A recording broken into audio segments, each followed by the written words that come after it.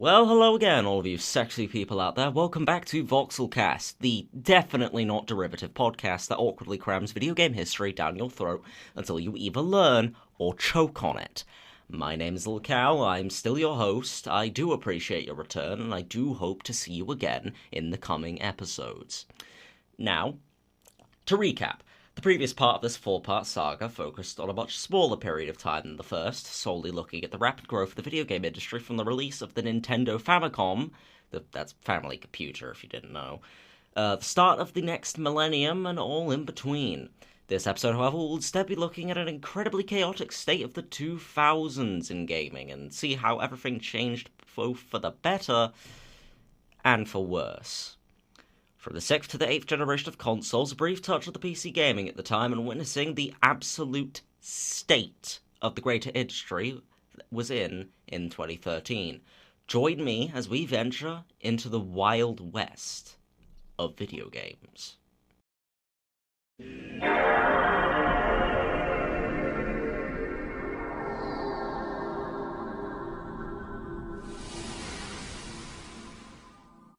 2000 is a year of many feats. The human race got to celebrate not obliterating themselves for long enough to last until the second AD millennium.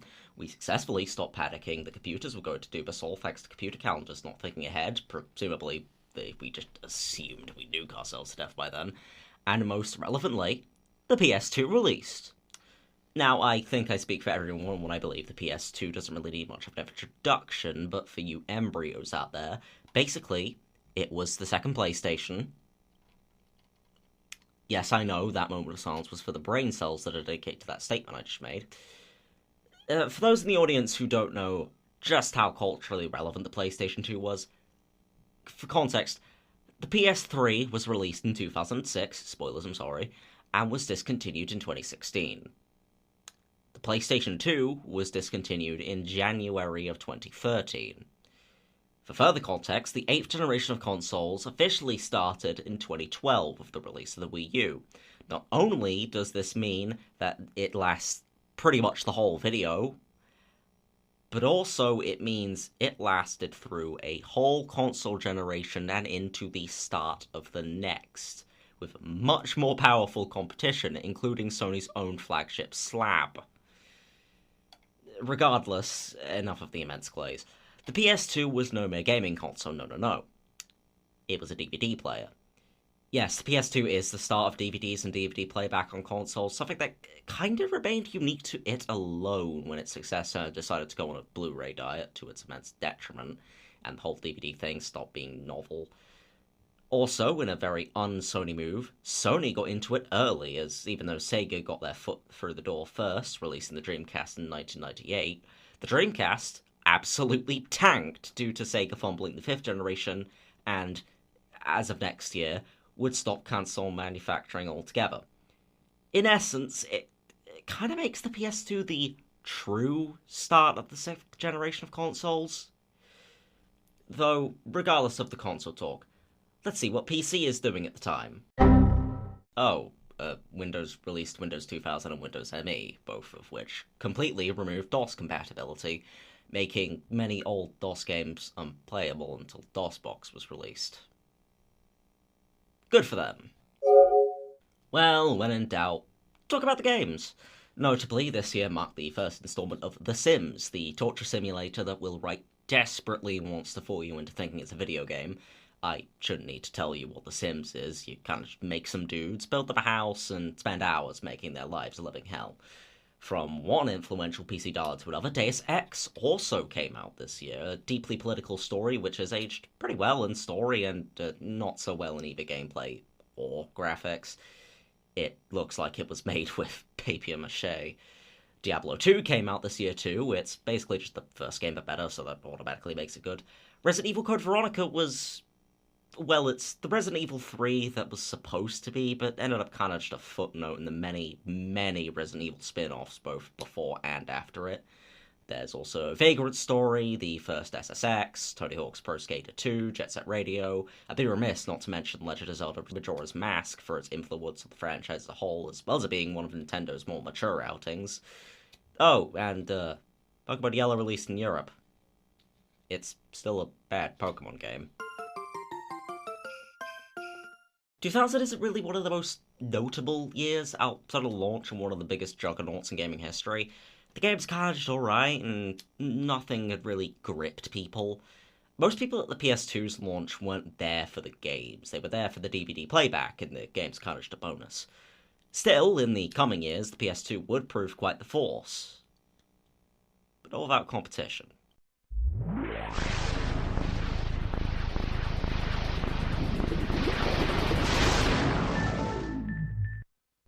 There's a joke I can make here about 2001, but then I'd be taken off of air, wouldn't I? Bollocks. Anyway, 2001 is the year where Xbox officially steps onto the stage and makes a complete bastard of itself. Yes, I know the Xbox was basically peak specs at the time. I know it had an ungodly influence on the industry and whatnot, but I mean, Microsoft was losing money by manufacturing them. $125 lost per console, $4 billion by the end of its manufacturing. The Xbox was a gamble that only really succeeded due to software sales and an accumulated fan base. That isn't to say that Xbox was a failure, no, it was actually quite a success. It's just that it was down to the moves made during its lifetime, not the console itself. Xbox Live was an innovation, bringing internet-based multiplayer to mainstream consoles for the first time. Now, sure, the Dreamcast was the first console overall to integrate internet into its systems, but the Dreamcast was basically a corpse at this point, so it doesn't count. Actually, that reminds me. How is Sega doing?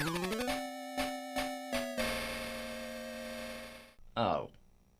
Yeah, Sega dropped out of the console market this year after a string of failures after their peak with the Genesis/Mega Drive. It's unfortunate that they went out how they did, because for as much smack as I've laid out towards the Dreamcast, it wasn't a bad console, just too little too late. Man, this year's been a downer. But it's fine, because Nintendo also put their foot forward this year.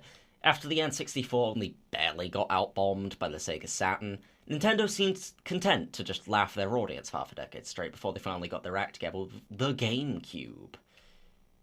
Okay, we all know the GameCube ends in tragedy by now, but indulge me for a second. The GameCube is one of Nintendo's last real consoles before the Wii stepped in to fuck up the industry in 2006. It's home to some of the Nintendo's best and most beloved games, even if it took a good minute for them to release. And in all fairness, it's probably much less powerful than a Wii, at least in the Wii's early days. It's also important to note that Nintendo also decided to fully update the Game Boy after around a decade or so of half-arsing it. The Game Boy Advance wasn't perfect.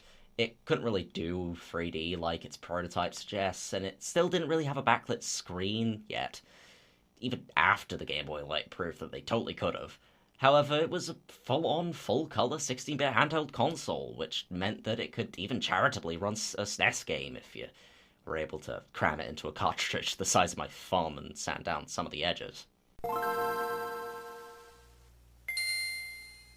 Okay, let's get the big one out of the way. 2001 is the year that Halo released onto the FPS scene, and it proved to be one of the more influential modern FPS games after Half-Life dropkicked the market in '98. This franchise still proves that it's Xbox's true killer app, even if it has been more akin to flogging around a corpse since Reach, but that's for next episode. Metal Gear Solid 2 Sons of Liberty. This game is immaculate, taking the stealth gameplay, complex narrative, and political commentary of its previous and even more famous sibling, and taking them to even bigger extremes that proved disturbingly prophetic in recent times. Though people were probably turned off by the fact you were forced to play as some nobody twink called Raiden. Boy, am I glad that he never showed up again and was not at all important to the next canonical game. Fuck you, Kojima. Grand Theft Auto 3 is where the series began for a lot of people, abandoning the extremely janky top-down gameplay for extremely janky third-person perspective gameplay, with a plot that is definitely there. Saying this game hasn't aged well is redundant. Since like barely 3 years down the line, this game will look comparatively ancient. But you kind of have to respect it for transforming itself from the janky PC cocoon into the controversial console butterfly that it was always meant to be. San Andreas is still better though. Devil May Cry was formed from the ashes of a Resident Evil 4 prototype, becoming one of the most iconic hack and slash franchises out there. That was alright. Other games came out too, like SSX Tricky, Tony Hawk's Pro Skater 3, the first Fatal Frame, Max Payne, Serious Sam, and Ghost Recon. Super Smash Bros. Melee came out and created a whole competitive scene by being completely broken, and Sonic Adventure 2 became what is largely seen as the gold standard for 3D Sonic titles in both story and gameplay. I don't agree. This year is a landmark in many respects, since it marked the end of the old era of gaming with the death of Sega consoles, and started the new as the official Big Three was finally together and competing. That being said, we've only just begun the decade, and there's a lot of ups and downs to come. I hope you aren't getting your hopes up too soon, because the next few years are going to be a little uneventful.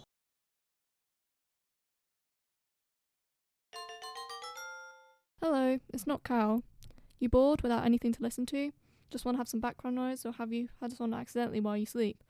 Well, why don't you consider supporting us on Patreon for as low as just $1?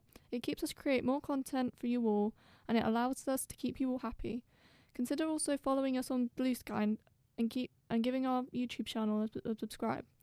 Every little bit helps. Alright, that's all. Back to your regularly scheduled faff.